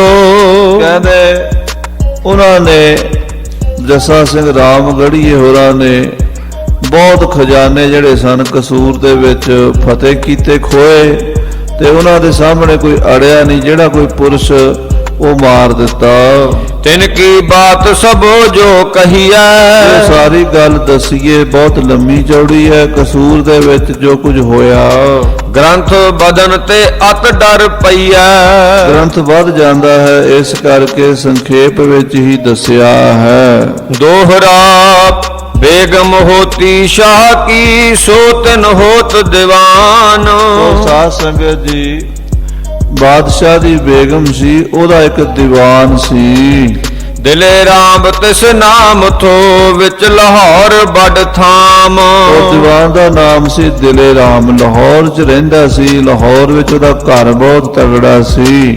ਚੌਪਈ ਉਸ ਦੀ ਬਹੁਤੀ ਦਰਬ ਕਮਾਈ। ਉਸ ਦਿਲੇ ਰਾਮ ਦੀਵਾਨ ਨੇ 2 ਨੰਬਰ ਦੀ ਕਮਾਈ ਬਹੁਤ ਕੀਤੀ। ਬਹੁਤ ਪੈਸਾ ਸਰਕਾਰੀ ਖਜ਼ਾਨਿਆਂ ਚ ਚੂਨਾ ਲਾ ਕੇ ਜਾਂ ਲੋਕਾਂ ਕੋਲੋਂ ਇਕੱਠਾ ਕਰਕੇ ਤੇ ਆਪਣਾ ਖਜ਼ਾਨਾ ਭਰ ਲਿਆ। ਇੱਕ ਥਾਂ ਰੋਕੜ ਕਰੋੜ ਦਬਾਈ। 1 ਕਰੋੜ ਰੁਪਈਆ ਇੱਕੋ ਥਾਂ ਤੇ ਦੱਬਿਆ ਉਸਨੇ। 1 ਕਰੋੜ ਰੁਪਈਆ 1 ਕਰੋੜ ਰੁਪਈਆ ਉਸ ਜ਼ਮਾਨੇ 'ਚ ਬਹੁਤ ਵੱਡੀ ਅਹਿਮੀਅਤ ਰੱਖਦਾ ਸੀ। ਉਹਨੇ ਇੰਨਾ ਪੈਸਾ ਸਰਕਾਰੀ ਖਜ਼ਾਨਿਆਂ ਦਾ ਆਪਣੇ ਥੱਲੇ ਕੀਤਾ, ਅਧੀਨ ਕੀਤਾ ਹੋਇਆ ਸੀ। ਔਰ ਉੱਪਰ ਥੀ ਗਿਣਤ ਨਾ ਕਾਈ। ਕਰੋੜ ਤੋਂ ਉੱਤੇ ਵੀ ਸਨ ਜਿਹਦੀ ਗਿਣਤੀ ਨਹੀਂ ਦੱਸ ਸਕਦੇ। ਹੋਰ ਜਿਹੜਾ ਮਾਲ ਮੱਤਾ ਸੀ ਵੱਖਰਾ ਸੀ। ਕਰੋੜ ਰੁਪਈਆ ਦਾ ਨਗਦ ਪੈਸੇ ਸਨ। ਹਾਂਜੀ। ਬਹੁਤ ਲਖਨ ਕੇ ਗਹਿਣੇ ਥਾਈ। ਔਰ ਕਈ ਲੱਖਾਂ ਰੁਪਏ ਦੇ ਗਹਿਣੇ ਸਨ, ਹੀਰੇ ਮੋਤੀ ਸਨ, ਜਿਹੜੇ ਦਿਲੇ ਰਾਮ ਦੀਵਾਨ ਨੇ ਬਾਦਸ਼ਾਹ ਦੀ ਬੇਗਮ ਦੇ ਦੀਵਾਨ ਨੇ ਲਾਹੌਰ ਦੇ ਵਿੱਚ ਰੱਖੇ ਸਨ ਸਾਂਭ ਕੇ। ਪਹਿਲਾਂ ਹਜ਼ਾਰ ਸੈਂਕੜਨ ਕੀ ਗਿਣਤ ਨਾ ਕਾਈ। ਹਜ਼ਾਰਾਂ ਸੈਂਕੜਿਆਂ ਦੀ ਗਿਣਤੀ ਕੋਈ ਨਹੀਂ, ਕਰੋੜਾਂ ਦੇ ਵਿੱਚ ਸੀਗਾ ਉਹ ਧਨ ਦੌਲਤ। ਹਾਂਜੀ। ਸੁਨੋ ਸੋ ਉਨਸੋ ਕੈਸ ਬਿਹਾਈ। ਹੁਣ ਦਿਲੇ ਰਾਮ ਨਾਲ ਕਿੱਦਾਂ ਬੀਤੀ ਉਹ ਕਹਾਣੀ ਬੜੀ ਲੰਮੀ ਚੌੜੀ ਹੈ। ਭਾਈ ਰਤਨ ਸਿੰਘ ਜੀ ਦੱਸਦੇ ਹਨ, ਕਾਬਲ ਤੇ ਸ਼ਾਹ ਅਹਿਮਦ ਆਵੇ। ਜਦੋਂ ਅਹਿਮਦ ਸ਼ਾਹ ਕਾਬਲ ਤੋਂ ਚੱਲਦਾ ਸੀਗਾ, ਪੰਜਾਬ ਦੇ ਗਰੀਬ ਤੇ ਅਮੀਰ ਸਭ ਲੋਕਾਂ ਨੂੰ ਫਿਕਰ ਪੈ ਜਾਂਦਾ ਸੀ ਵੀ ਸਾਡਾ ਖਜ਼ਾਨਾ ਲੁੱਟ ਕੇ ਲੈ ਜਾਏਗਾ। ਉਦੋਂ ਦੀ ਕਹਾਵਤ ਚਲੀ ਆਉਂਦੀ ਹੈ, ਖਾਧਾ ਪੀਤਾ ਲਾਏ ਦਾ ਬਾਕੀ ਅਹਿਮਦ ਸ਼ਾਹ ਦਾ। ਖਾਧਾ ਪੀਤਾ ਵੀ ਜੋ ਕੁਝ ਖਾ ਪੀ ਲੋ ਆਪਣਾ ਹੈ, ਬਾਕੀ ਤੇ ਸਾਰਾ ਅਹਿਮਦ ਸ਼ਾਹ ਅਬਦਾਲੀ ਲੁੱਟ ਕੇ ਲੈ ਜਾਏਗਾ। ਇਸ ਕਰਕੇ ਜਿਹੜੇ ਗਰੀਬ ਆਦਮੀ ਸਨ ਉਹਨਾਂ ਨੂੰ ਤਾਂ ਇੰਨੀ ਚਿੰਤਾ ਨਹੀਂ ਸੀ ਹੁੰਦੀ ਵੀ ਚਲ ਸਾਡੇ ਕੋਲ ਹੈ ਹੀ ਕੀ ਹੈ ਜਿਹੜਾ ਲੈ ਜਾਏਗਾ। ਵੱਧ ਤੋਂ ਵੱਧ ਕਿਸੇ ਦੇ ਘਰ ਕੋਈ ਭੇਡ ਬੱਕਰੀ ਹੁੰਦੀ ਸੀ, ਗਾਂ ਮੱਝ ਹੁੰਦੀ ਸੀ ਲੋਕਾਂ ਦੇ, ਤੇ ਉਹ ਲੁੱਟ ਕੇ ਲੈ ਜਾਂਦਾ ਸੀ ਅਬਦਾਲੀ, ਉਹ ਵੀ ਨਹੀਂ ਸੀ ਛੱਡਦਾ। ਜੇ ਕਿਸੇ ਦੇ ਘਰ ਪਿੱਤਲ ਦੀ ਥਾਲੀ ਜਾਂ ਪਿੱਤਲ ਦਾ ਕੋਈ ਭਾਂਡਾ ਹੁੰਦਾ ਸੀ, ਪਰਾਤ ਜਾਂ ਤਵਾ, ਉਹ ਵੀ ਚੁੱਕ ਕੇ ਲੈ ਜਾਂਦਾ ਸੀਗਾ। ਮਿੱਟੀ ਦੇ ਭਾਂਡੇ ਲੋਕ ਰੱਖਿਆ ਕਰਦੇ ਸੀਗੇ ਬਈ ਅਬਦਾਲੀ ਨੇ ਲੈ ਹੀ ਜਾਣੇ ਆ, ਆਪਾਂ ਪਿੱਤਲ ਦੇ ਭਾਂਡੇ ਵੀ ਨਾ ਰੱਖੀਏ। ਇੱਥੋਂ ਤੱਕ ਹਾਲਤ ਮਾੜੀ ਸੀ ਦੇਸ਼ ਦੀ। ਗਰੀਬ ਲੋਕਾਂ ਦਾ ਤਾਂ ਇੰਨਾ ਹੁੰਦਾ ਸੀ ਵੀ ਆਪਣੇ ਬਾਲ ਬੱਚਿਆਂ ਨੂੰ ਲੈ ਕੇ ਤੇ ਉਹ ਵਿਚਾਰੇ ਘਰਾਂ ਨੂੰ ਛੱਡ ਕੇ ਦੌੜ ਜਾਂਦੇ ਸਨ। ਕੋਈ ਪਹਾੜਾਂ ਨੂੰ ਦੌੜ ਜਾਂਦਾ ਸੀ, ਕੋਈ ਮਾਲਵੇ ਨੂੰ ਦੌੜ ਜਾਂਦਾ ਸੀ, ਕੋਈ ਸਿੰਘਾਂ ਦੇ ਦਲ 'ਚ ਰਲ ਜਾਂਦਾ ਸੀ। ਪਰ ਜਿਹੜੇ ਅਮੀਰ ਸਨ ਉਹਨਾਂ ਵਾਸਤੇ ਬੜੀ ਸਮੱਸਿਆ ਸੀ, ਉਹ ਕਿੱਥੇ ਜਾਣ। ਜੇ ਅਬਦਾਲੀ ਨੂੰ ਪਤਾ ਲੱਗੇਗਾ ਇੰਨਾ ਪੈਸਾ ਅਬਦਾਲੀ ਖੋਹ ਕੇ ਲੈ ਜਾਏਗਾ। ਸੋ ਦਿਲੇ ਰਾਮ ਜਿਹੜਾ ਸੀ ਉਹਨੂੰ ਵੀ ਫਿਕਰ ਹੁੰਦਾ ਸੀ। ਕਰੋੜਾਂ ਰੁਪਈਆ ਉਹਨੇ ਆਪਣੇ ਥੱਲੇ ਜਮ੍ਹਾਂ ਕੀਤਾ ਹੋਇਆ ਸੀ, ਲੁਕੋਇਆ ਹੋਇਆ ਸੀ। ਦਿੱਲੀ ਪਤ ਤਿਸ ਮੋੜਿਓ ਚਾਹਵੈ। ਅਬਦਾਲੀ ਜਦੋਂ ਚੜ੍ਹ ਕੇ ਆਉਂਦਾ ਸੀ ਤੇ ਦਿੱਲੀ ਦੇ ਬਾਦਸ਼ਾਹ ਨੂੰ ਵੀ ਫਿਕਰ ਹੁੰਦਾ ਸੀ ਤੇ ਉਹ ਵੀ ਉਹਨੂੰ ਪਿਛਾ ਮੋੜਨਾ ਚਾਹੁੰਦਾ ਸੀ। ਕਈ ਵਾਰ ਇਮ ਭਇਓ ਹਕਾਮ। ਏਦਾਂ ਕਈ ਵਾਰ ਹੋਇਆ ਮੁਗਲਾਂ ਦੇ ਤੇ ਪਠਾਨਾਂ ਦੀ ਲੜਾਈ ਵਿੱਚ। ਕਈ ਵਾਰੀ ਮੁਗਲ ਹਾਰੇ, ਕਈ ਵਾਰੀ ਪਠਾਨਾਂ ਨੂੰ ਨਜ਼ਰਾਨੇ ਦੇ ਕੇ ਮੋੜਿਆ। ਹਾਂਜੀ। ਲਾਹੌਰ ਸਰਹੰਦ ਕੀਓ ਦੰਗੈ ਮੁਕਾਮ। ਲਾਹੌਰ ਤੇ ਸਰਹੰਦ ਵਿੱਚ ਤਾਂ ਬਹੁਤ ਲੜਾਈਆਂ ਪਠਾਨਾਂ ਤੇ ਮੁਗਲਾਂ ਦੀਆਂ ਹੋਈਆਂ। ਕਈ ਵਾਰੀ ਸਰਹੰਦ ਤੇ ਕਬਜ਼ਾ ਪਠਾਨ ਕਰ ਲੈਂਦੇ, ਕਈ ਵਾਰੀ ਮੁਗਲ ਕਰ ਲੈਂਦੇ ਸਨ। ਲਾਹੌਰ ਵਿੱਚ ਵੀ ਇਦਾਂ ਹੀ ਹੁੰਦਾ ਸੀ। ਤੁਰਕਨ ਕੀਓ ਤੇ ਸਿੰਘਨ ਬੁਰਾ। ਸਾਧ ਸੰਗਤ ਜੀ, ਤੁਰਕਾਂ ਨੇ ਸਿੰਘਾਂ ਦਾ ਉੱਥੇ ਬਹੁਤ ਬੁਰਾ ਕੀਤਾ ਸੀ, ਕਿਉਂਕਿ ਪੰਜਾਬ ਵਿੱਚ ਭਾਵੇਂ ਮੁਗਲ ਸਨ ਤੇ ਭਾਵੇਂ ਪਠਾਨ, ਸਿੱਖਾਂ ਦਾ ਕੋਈ ਵੀ ਮਿੱਤਰ ਨਹੀਂ ਸੀ। ਸਿੱਖਾਂ ਨੂੰ ਮਾਰਨ ਦੇ ਵਾਸਤੇ ਸਾਰੇ ਹੀ ਮੁਗਲ ਤੇ ਪਠਾਨ ਉਹ ਕਮਰ ਕਸੇ ਕਰਕੇ ਪਿੱਛੇ ਚੜੇ ਰਹਿੰਦੇ ਸਨ। ਅਬਦਾਲੀ ਨੇ ਵੱਡਾ ਘੱਲੂਘਾਰਾ ਕੀਤਾ ਸੀ ਤੇ ਮੁਗਲਾਂ ਨੇ ਛੋਟਾ ਕੀਤਾ ਸੀ। ਇਸ ਕਰਕੇ ਖਾਲਸੇ ਦਾ ਤਾਂ ਹਰ ਜਗ੍ਹਾ ਤੇ ਨੁਕਸਾਨ ਹੁੰਦਾ ਰਿਹਾ। ਸੋ ਬੁਰਾ ਸਿਰ ਸ਼ਹਿਰਨ ਪਰਾ। ਹੁਣ ਜਿਹੜਾ ਬੁਰਾ ਕੀਤਾ ਸੀ ਸਿੱਖਾਂ ਦਾ ਉਹ ਇਹਨਾਂ ਸ਼ਹਿਰਾਂ ਦੇ ਸਿਰ ਤੇ ਆ ਪਿਆ। ਸਰਹੰਦ, ਕਸੂਰ, ਲਾਹੌਰ, ਇਹ ਸ਼ਹਿਰਾਂ ਨੂੰ ਭੁਗਤਣਾ ਪਿਆ। ਦੋਹਰਾ ਦੱਖਣ ਤੈ ਮਰਹੱਟੇ ਆਏ, ਕਰਨ ਸ਼ਾਹੇ ਸੋ ਜੰਗ। ਦੱਖਣ ਤੋਂ ਮਰਹੱਟੇ ਆਏ, ਬਾਦਸ਼ਾਹ ਦੇ ਨਾਲ ਅਬਦਾਲੀ ਨਾਲ ਲੜਾਈ ਕਰਨ ਲਈ ਮਰਹੱਟਿਆਂ ਦੀ ਫੌਜ ਬਹੁਤ ਵੱਡੀ ਚੜ੍ਹ ਕੇ ਆਈ ਸੀ। ਪਰਦੇਸੀ ਮਿਤ ਦਰਬ ਕੇ ਭਏ ਲਾਹੌਰੀਏ ਤੰਗ। ਭਾਵੇਂ ਮਰਹੱਟੇ ਤੇ ਭਾਵੇਂ ਪਠਾਨ, ਪੰਜਾਬੀ ਤੇ ਕੋਈ ਨਹੀਂ ਸੀ, ਪਰਦੇਸੀ ਸਨ। ਪਰਦੇਸੀ ਕਦੀ ਕਿਸੇ ਦਾ ਕੋਈ ਲਿਹਾਜ਼ ਥੋੜਾ ਕਰਦੇ ਹੈ। ਪਠਾਨ ਵੀ ਲੁੱਟਣ ਆਉਂਦੇ ਸੀ ਤੇ ਮਰਹੱਟੇ ਵੀ ਪੰਜਾਬ ਨੂੰ ਲੁੱਟਣ ਹੀ ਆਏ। ਉਹ ਪੰਜਾਬ ਦੀ ਮਦਦ ਕਰਨ ਨਹੀਂ ਆਏ, ਲੁੱਟਣ ਆਏ। ਉਹਨਾਂ ਨੇ ਸਰਹੰਦ ਵੀ ਲੁੱਟਿਆ, ਜਲੰਧਰ ਵੀ ਲੁੱਟਿਆ, ਲਾਹੌਰ ਵੀ ਲੁੱਟਿਆ, ਮਰਹੱਟਿਆਂ ਨੇ ਵੀ ਲੁੱਟਿਆ ਤੇ ਪਠਾਣਾ ਨੇ ਵੀ ਲੁੱਟਿਆ। ਪਠਾਣਾ ਨੇ ਕਈ ਵਾਰ ਲੁੱਟਿਆ। ਹੁਣ ਲਾਹੌਰੀਏ ਦੇ ਪੰਜਾਬੀ ਜਿਹੜੇ ਸਨ ਤੰਗ ਹੋ ਗਏ, ਭਾਵੇਂ ਹਿੰਦੂ ਸਨ ਭਾਵੇਂ ਮੁਸਲਮਾਨ ਸਨ। ਪੰਜਾਬ ਦੇ ਲੋਕ ਜਿਹੜੇ ਸਨ ਉਹ ਇਸ ਗੱਲ ਤੋਂ ਤੰਗ ਸਨ ਵੀ ਬਗਾਨੇ ਆਉਂਦੇ ਨੇ, ਸਾਨੂੰ ਲੁੱਟ ਕੇ ਲੈ ਜਾਂਦੇ ਨੇ, ਸਾਡਾ ਖੁਰਾ ਖੋਜ ਮਿਟਾ ਜਾਂਦੇ ਨੇ, ਕਈ ਸਾਲ ਅਸੀਂ ਰੋਟੀ ਖਾਣ ਜੋਗੇ ਨਹੀਂ ਰਹਿੰਦੇ। ਇਦਾਂ ਦੀ ਹਾਲਤ ਸੀ ਪੰਜਾਬ ਦੇ ਵਿੱਚ। ਚੌਪਈ ਮਰਹੱਟੇ ਤਲਬ ਨੇ ਬਾਬੋਂ ਲੇ। ਮਰਹੱਟੇ ਜਿਹੜੇ ਸਨ ਉਹ ਲਾਹੌਰ ਦੇ ਨਵਾਬਾਂ ਕੋਲੋਂ, ਸਰਹੰਦ ਦੇ ਨਵਾਬਾਂ ਕੋਲੋਂ, ਦਿੱਲੀ ਦੇ ਨਵਾਬ ਗਾਜ਼ੀਦੀਨ ਕੋਲੋਂ ਬਹੁਤ ਪੈਸਾ ਲੈਂਦੇ ਸਨ। ਨਵਾਬ ਕਹੇ ਲੈ ਲਾਹੌਰੋਂ ਦੇ। ਤੇ ਗਾਜ਼ੀਦੀਨ ਜਿਹੜਾ ਸੀ ਉਹ ਵੀ ਬੇਈਮਾਨ ਹੋ ਗਿਆ ਤੇ ਉਹ ਮਰਹੱਟਿਆਂ ਨੂੰ ਕਹਿੰਦਾ ਸੀ ਮੈਂ ਤੁਹਾਨੂੰ ਲਾਹੌਰ ਤੋਂ ਲੈ ਕੇ ਦਿਆਂਗਾ ਪੈਸੇ। ਉਹ ਵੀ ਜਿਹੜਾ ਮਰਹੱਟਿਆਂ ਦਾ ਖਰਚਾ ਉਹ ਵੀ ਪੰਜਾਬ ਸਰਕਾਰ ਦੇ ਸਿਰ ਹੀ ਪੈਂਦਾ ਸੀ। ਇਸ ਡਰ ਲਾਹੌਰੋਂ ਟਕਾ ਨਿਕਾਰਾ। ਦਿਲੇ ਰਾਮ ਨੂੰ ਪਤਾ ਲੱਗਾ ਵੀ ਲਾਹੌਰ ਦੇ ਵਿੱਚ ਮਰਹੱਟੇ ਵੀ ਹੱਥ ਮਾਰ ਸਕਦੇ ਆ ਤੇ ਪਠਾਨ ਵੀ। ਦਿਲੇ ਰਾਮ ਨੇ ਆਪਣਾ ਪੈਸਾ ਜਿੰਨਾ ਵੀ ਸੀ ਉਹ ਲਾਹੌਰ ਤੋਂ ਸ਼ਿਫਟ ਕਰ ਲਿਆ। ਸ਼ਾਹਨ ਕਸੂਰ ਮੇ ਬਹੁਤ ਦਾਰਾ। ਕਸੂਰ ਸ਼ਹਿਰ ਦੇ ਵਿੱਚ ਉੱਥੇ ਜਾ ਕੇ ਦਿਲੇ ਰਾਮ ਨੇ ਆਪਣੀ ਹਵੇਲੀ ਬਣਾ ਲਈ ਤੇ ਪੈਸਾ ਸਾਰਾ ਉੱਥੇ ਜਾ ਕੇ ਜਮ੍ਹਾਂ ਕਰ ਲਿਆ। ਦਿਲੇ ਰਾਮ ਕੇ ਪੁੱਤ ਥੇ ਜੋਏ। ਦਿਲੇ ਰਾਮ ਜਿਹੜਾ ਬਹੁਤ ਵੱਡਾ ਦੀਵਾਨ ਬਾਦਸ਼ਾਹ ਦਾ ਹੋਇਆ ਦਿੱਲੀ ਦਾ, ਉਹਦੇ ਜਿਹੜੇ ਪੁੱਤਰ ਸਨ ਤਿੰਨ ਪੀ ਟਕਾ ਕਸੂਰ ਦਿਓ ਢੋਏ। ਉਹਨਾਂ ਨੇ ਵੀ ਆਪਣੀ ਸਾਰੀ ਜਿੰਨੀ ਜਰ ਜ਼ਮੀਨ ਸੀ ਪੈਸਾ ਸੀ ਉਹ ਸਾਰਾ ਕਸੂਰ ਢੋ ਦਿੱਤਾ। ਕੋਟ ਟਕਾ ਉਹਾਂ ਪੁੱਜੋ ਨਾ ਪੂਰਨ। ਕਹਿੰਦੇ 1 ਕਰੋੜ ਰੁਪਈਆ ਸੀਗਾ ਜਿਹਦੇ ਚੋਂ ਪੂਰਾ ਨਹੀਂ ਪਹੁੰਚਿਆ ਕਸੂਰ। 5 ਲੱਖ ਤੇ ਗਏ ਊਰਨ। 5 ਲੱਖ ਘਾਟ ਯਾਨੀ 95 ਲੱਖ ਰੁਪਈਆ ਜਿਹੜਾ ਸੀ ਉਹ ਦਿਲੇ ਰਾਮ ਦਾ ਕਸੂਰ 'ਚ ਪਹੁੰਚ ਚੁੱਕਾ ਸੀ ਉਸ ਵੇਲੇ ਜਦੋਂ ਖਾਲਸੇ ਨੇ ਕਸੂਰ ਤੇ ਹੱਲਾ ਬੋਲਿਆ। ਗਹਿਣੋ ਕਈ ਲੱਖ ਕੋ ਗਇਓ। ਕਈ ਲੱਖ ਦਾ ਗਹਿਣਾ, ਸੋਨਾ ਚਾਂਦੀ, ਹੀਰੇ ਮੋਤੀ ਸਨ। ਹੋ ਅਣਗਿਣਤ ਨਾ ਲਿਖਣੋ ਆਇਓ।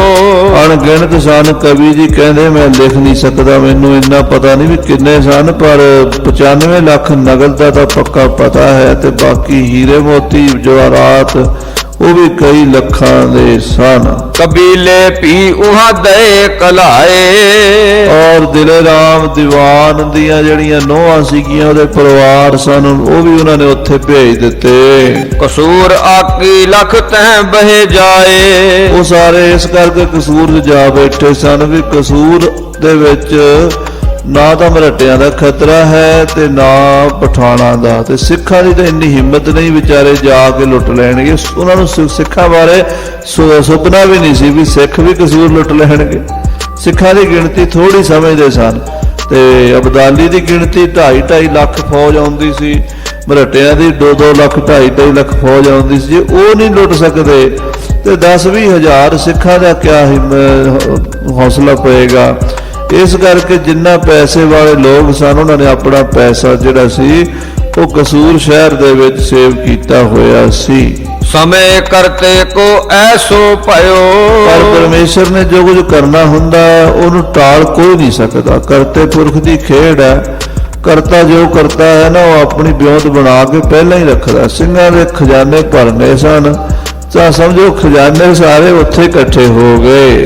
ਰਹਿਣੋ ਨਹਿ ਥੋ ਸੋ ਉਹਾਂ ਗਇਓ। ਸੋ ਉਸ ਰਹਿਣਾ ਨਹੀਂ ਸੀ ਨਾ ਦਿਲੇ ਰਾਮ ਦੇ ਕੋਲ ਪੈਸਾ, ਲੋਕਾਂ ਦੇ ਹੋਰਾਂ ਦੇ ਕੋਲ ਵੀ ਉਹ ਸਾਰਾ ਲੋਕਾਂ ਨੇ ਜਾ ਕੇ ਕਸੂਰ ਵਿੱਚ ਜਮ੍ਹਾਂ ਕਰ ਦਿੱਤਾ। ਜਿਵੇਂ ਬਾਣੀ 'ਚ ਬਚਨ ਆਉਂਦਾ ਨਾ, ਸੰਚਿਤ ਥੈਲੀ ਕੀਨੀ ਪ੍ਰਭ ਉਸ ਤੇ ਡਾਰ ਅਵਰ ਕੋ ਦੀਨੀ। ਲੋਕ ਜੋੜਦੇ ਮਰ ਜਾਂਦੇ, ਪਰਮੇਸ਼ਰ ਚੁੱਕ ਕੇ ਕਿਸੇ ਹੋਰ ਦੇ ਹੱਥ ਫੜਾ ਦਿੰਦਾ ਹੈ।